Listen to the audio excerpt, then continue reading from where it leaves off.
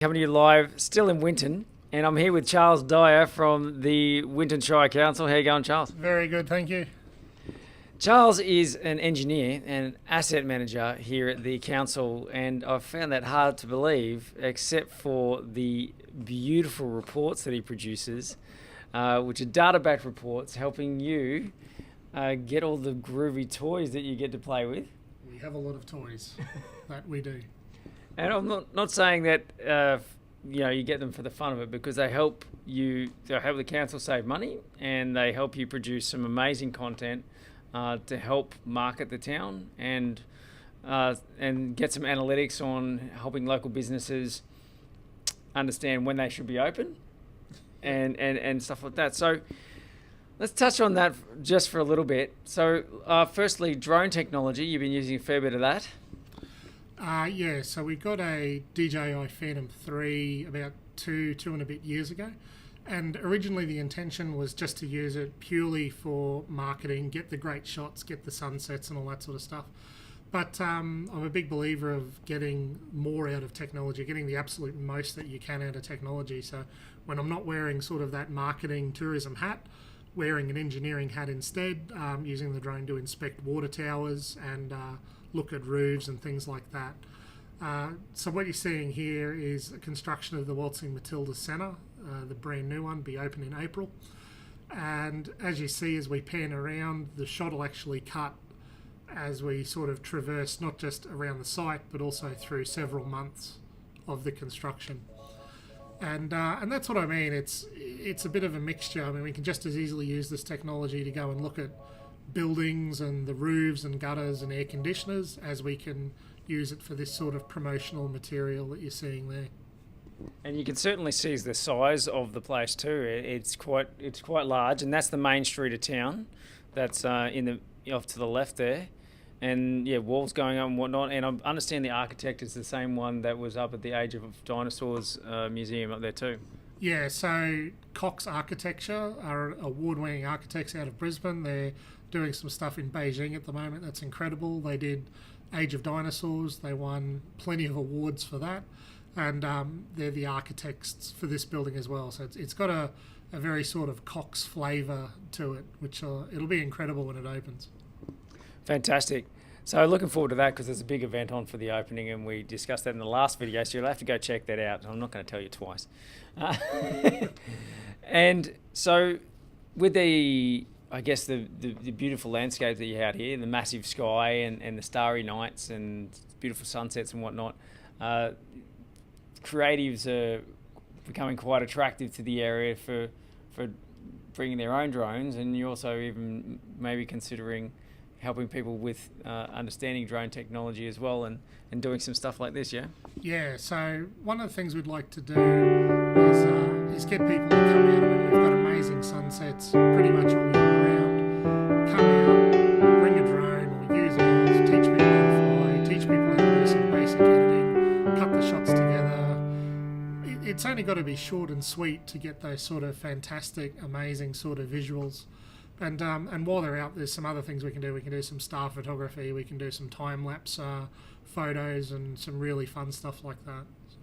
So what are some of the other technologies that visitors get to experience when they come to Winton, so that, just whether they're passing through for holiday or work? So one of the big things that we're really keen on out here is the experience.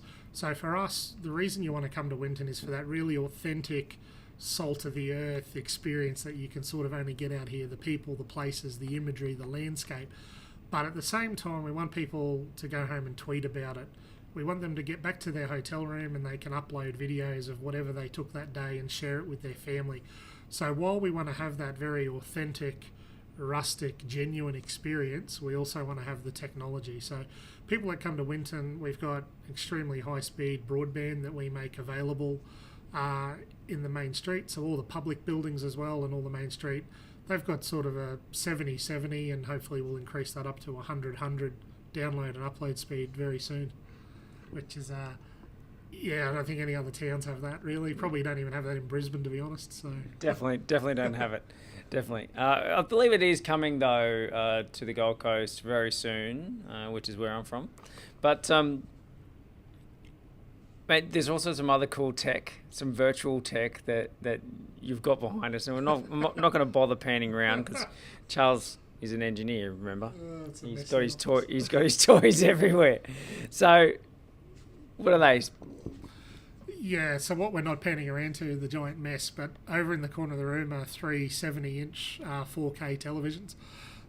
One of the things that we're doing, well, it's more a colleague of mine is setting it all up. He's away at the moment. Is we're going to have a series of virtual gyms. So there'll be a conference unit here with a camera and a screen, and there'll be similar conference units in Blackhall and Bundaberg. So you could have a fitness instructor or a yoga instructor in Bundaberg giving a class out here and vice versa. And both classes will be able to see each other and interact with each other. And why has that been established as being important? I think it's important, a place like Winton, because we're so isolated, that people don't necessarily have the opportunities or access to the same sort of facilities or chances that people have on the coast. So that's why, by finding the right people to partner with in those other towns, we all set up some fairly cheap. Let's face it, technology's cheap now. Like, it's only a couple of grand for the whole unit. It's just the cheap buy-in, and those shires and those other towns can just easily buy the same thing, and everybody can use it. Fantastic.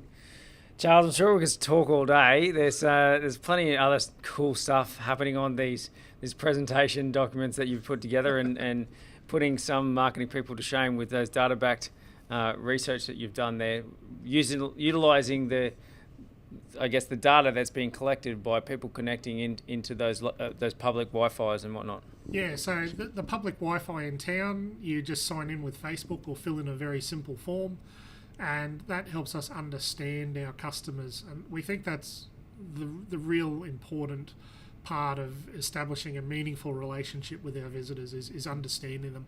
We can't just say, oh, well, they're all grey nomads, or they're all this, or they're all that. It's different than that now. It's really got to be able to drill down to the individuals and understand what sort of books they like and what sort of music they like.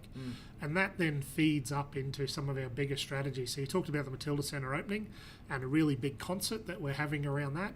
Well, some of the data that we got about our visitors and understanding their music likes actually influenced what artists we were trying to get for that Way Out West Fest. So it's very important to collect data, analyse it, understand it, and then use it strategically.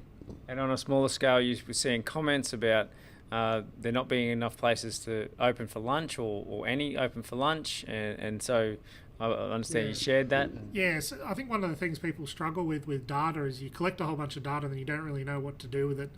And we just felt one of the most beneficial things we could do is turn it back over to the community. So we showed the businesses, well, this is some of the feedback we're getting. And yeah, one of the comments was, oh, there's not enough places open for lunch on the weekend. And then consequently, one of the businesses in town started opening for lunch. And it must work out for them because they're still doing it today. Yeah. So that's a really positive story. Fantastic, Charles. Well, thanks very much for watching, guys. Battery's almost flat again. So plenty more interviews coming to you live from facebook.com/Beach City Live here in the Queensland Outback. Sorry. And you can search for us on YouTube as well. Just search for Beach City. Cheers.